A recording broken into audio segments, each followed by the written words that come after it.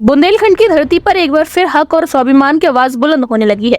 बुंदेलखंड संयुक्त मोर्चा के अध्यक्ष फिल्म अभिनेता राजा बुंदेला के नेतृत्व में निकली गांव गांव पांव पांव यात्रा 6 फरवरी को खरेला से शुरू होकर चरखारी, पनवाड़ी और कुलपहाड़ होते हुए बुधवार को अब जिला मुख्यालय महोबा पहुंची है। यहाँ के ऐतिहासिक आल्हा चौक पर स्थानीय नागरिकों और विभिन्न संगठनों ने फूल मालाओं के साथ यात्रा का जोरदार स्वागत किया।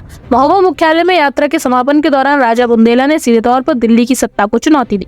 उन्होंने कहा कि जिस बुंदेलखंड के पास खनिज संपदा, पर्यटन और प्रचुर बिजली पानी नहीं है, वहाँ का युवा आज मजदूरी के लिए दर दर भटक रहा है। 18 अलग अलग संगठनों ने अपने मतभेद भुलाकर एक मंच पर आकर इस आंदोलन को नई धार दी है। पत्रकारों से रूबरू होते हुए बुंदेला ने कहा कि भाजपा हमेशा से छोटे राज्यों की पक्षधर रही है, इसलिए उन्हें उम्मीद है कि सरकार जल्द ही बुंदेलखंडियों को उनके अलग राज्य सौंपेगी।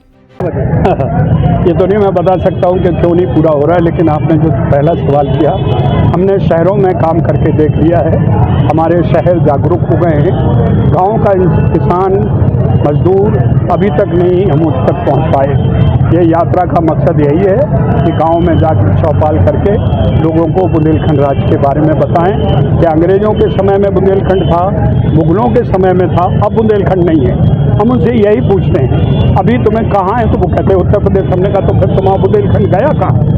इस बात का हम उनको एहसास दिला रहे हैं और ये होना भी ज़रूरी था।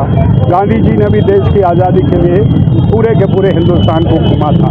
जितनी भी पैदल यात्राएं हुई वो जन जागरण के लिए हुई हैं। सोशल मीडिया अपनी जगह है, लेकिन जनता से रूबरू होकर उनसे बात करना, उनको जगाना बिल्कुल अलग बात है।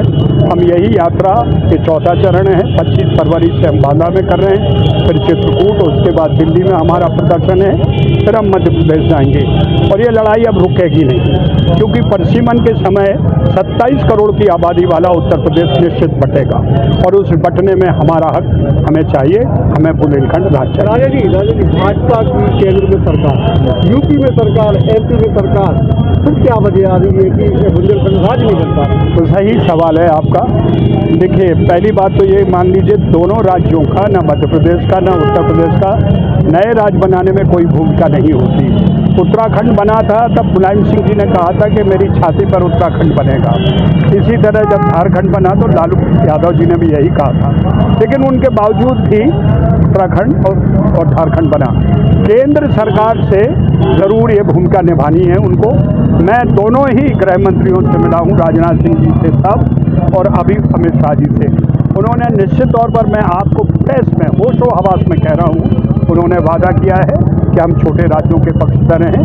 बुंदेलखंड, विदर्भ और पूर्वांचल हमारे उसमें हैं, संज्ञान में हैं, उनको राज्य बनना चाहिए। लेकिन ये अभी हमारी प्राथमिकता पर नहीं है, प्रायोरिटी पर नहीं है। जब उन्होंने ये मान लिया है तो अब बताइए इसको कैसे और टाला जाए। तो हम उस मौके का इंतजार कर रहे हैं और जब तक हमारे जैसे साथियों ने कहा है कि हमें अपनी आवाज़ उठाते रहना चाहिए। विद्रोह नहीं हम कर रहे हैं, विरोध करना चाहिए और विरोध हम कर रहे हैं और करेंगे। बुंदेलखंड लंबे समय से राजस्व दे रहा है पूरे प्रदेश को, लेकिन उपेक्षा का शिकार। अब ये देखिए, ये तो एडमिनिस्ट्रेशन और हमारे जो चुने हुए प्रतिनिधि